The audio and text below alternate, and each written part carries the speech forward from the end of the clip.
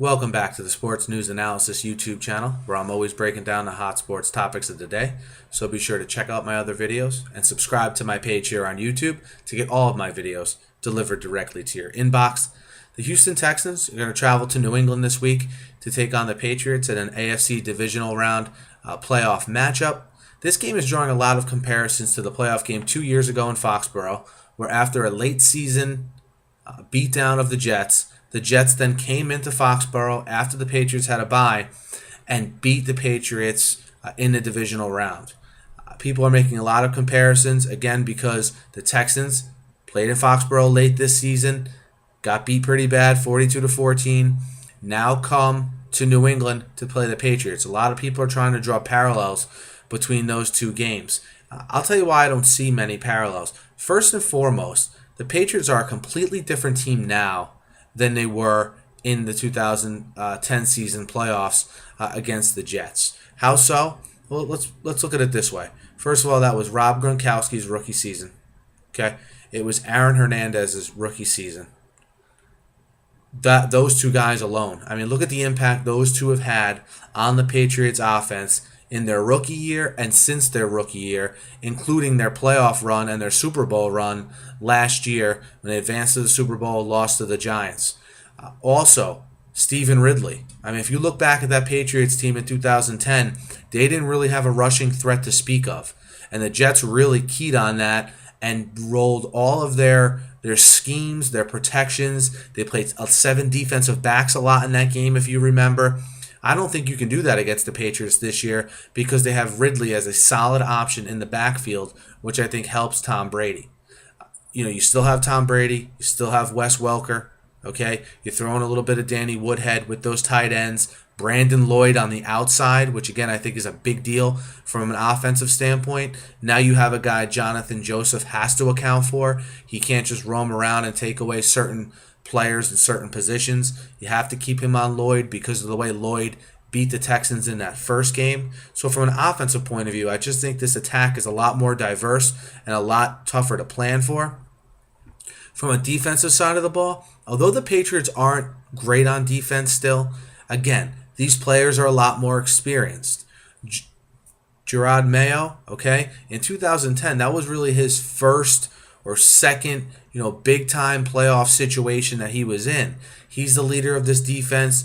They're just a much more sound defensive unit now. They have Talib at corner. They've moved McCourty to safety. If you remember in that game against the Jets, a big thing I thought in that game was those Patriots cornerbacks were too slow and too small to hang with Braylon Edwards and Santonio Holmes. I know now, given what happened to Braylon Edwards and Santonio Holmes, that's hard to believe. But if you think back to those games, they were outmatched by those Jets receivers, and that led Sanchez to actually having a pretty good day against that Patriots secondary. Again, I know it's crazy looking back on it, how different paths these franchises have taken since that game, with the Jets sort of falling off a cliff a little bit and the Patriots getting better and better. But look, the Patriots are a better defensive team. Are they a great defensive team? No, but I think they're a lot better than they were in 2010. They're a lot more opportunistic. From an offensive side of the ball, an experienced Gronkowski, an experienced Hernandez, okay? I think that makes them a completely different team. And again, with that threat on the outside of Lloyd, I think you can't just focus all of your coverage in the middle of the field like you have been able to do against the Patriots in years past, and most notably in that game in 2010. And where I really think the difference lies is for all of Rex Ryan's faults, all right, and how he's done a pretty bad job in a lot of aspects of being a head coach in the NFL, he put together a really good game plan against Tom Brady and the Patriots twice that season. In the beginning of the season in a win for the Jets at home, and in the playoff game up in Foxborough. Obviously, that game when they lost, I believe it was 45-10 in Foxborough, he didn't do a good job, but Rex Ryan had at least a history of putting together schemes, all right, to confuse Tom Brady. I just don't trust, this Wade Phillips defense being able to confuse Tom Brady, because you know why? I haven't seen it yet. And Tom Brady's such a good quarterback and such a good player that until you see someone sort of fool him or trick him or get him to have a bad game or devise some kind of defense to get him off his spot and get him moving around, which is how you get to Tom Brady, I'm not going to believe it until I see it, kind of thing. So I think for all those reasons, to compare the Texans game this year to the Jets game 2 years ago, I think it's kind of lazy. It's just kind of like an easy way to evaluate the game. I just kind of rolled out of bed. I don't really know what to say about the Texans-Patriots game, so let's just do the obvious thing and compare it to the Jets game 2 years ago. Because what are the similarities? Two good teams meet late in the regular season. Patriots thumped the Jets. Patriots thumped the Texans. Okay, let's play that up here this time around. I think the Patriots have learned their lessons. I think as a whole, their team is a lot more prepared for the situation they're about to get into.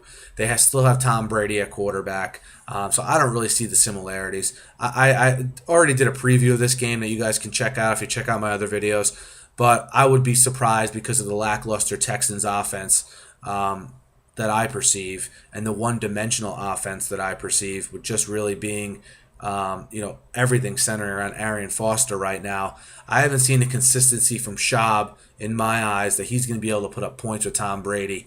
So I did pick the Patriots. But, as a whole, what do you think about the comparisons to the 2010 game? Do you think it's the same thing? Do you think it's apples and apples? I happen to not think it is. Maybe I'm off. Let me know. Hit me up on my YouTube comments here. Hit me up on Twitter as well, at SNewsAnalysis. And guys, if you subscribe to my page here, it obviously doesn't cost you a dime. And you get all my sports talk videos delivered directly to your inbox. Thanks a lot for listening, and have a good night.